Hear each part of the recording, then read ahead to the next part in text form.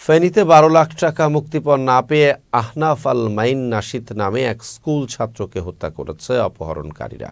এ ঘটনায় ৮ ডিসেম্বর নিহতের বাবা মাইনুদ্দিন সোহাগ বাদী হয়ে ফেনী মডেল থানায় মামলা দায়ের করেন।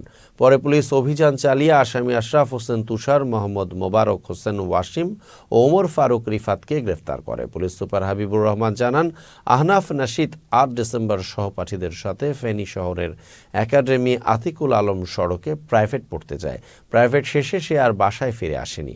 মাইনুদ্দিন এ ঘটনায় অজ্ঞাত কয়েকজনকে আসামি করে ফেনী মডেল থানায় একটি অপহরণ মামলা দায়ের করলে আশরাফ হোসেন তুষারকে আটক করা হয়।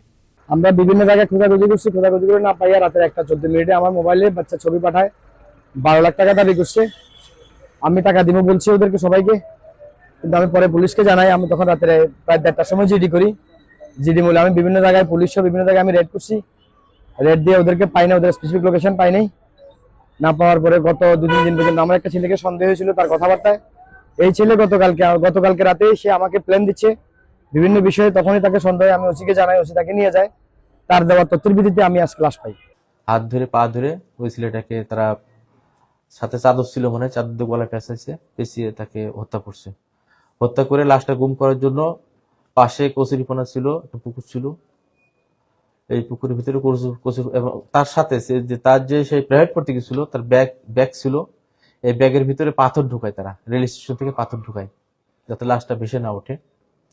পাথর ঢুকানোর পরে এই লাশটা তারা ধরাধরি করে আপনার কচুরিপানার ভিতরে তারা লাশটা গুম করে রাখে। পরের দিন তারা আবার কিন্তু ওখানে যায়, ওখানে গিয়ে দেখে লাশটা কি অবস্থায় আছে, এলাকায় প্রচার হয়েছে কিনা, হাত পা দেখা যাচ্ছে কিনা। ওখানে যায় এবং তারা পরিকল্পনা করে লাশটা এখান থেকে সরিয়ে অন্য কোথাও নিতে হবে। বাট তারা সম্মত না হওয়াতে এই লাশটা তারা কোথাও সরাতে পারে নাই। তা কালকে তো আমরা এই 3 জনের অ্যারেস্ট করেছি এবং এটা আমরা তাদেরকে শনাক্ত করেছি। বাদ বাকি আমরা আইনগত প্রক্রিয়ার মাধ্যমে আমরা তাদের সর্বোচ্চ যত শাস্তি হয় সে প্রক্রিয়া আমরা করবো, সে ব্যবস্থা করবো।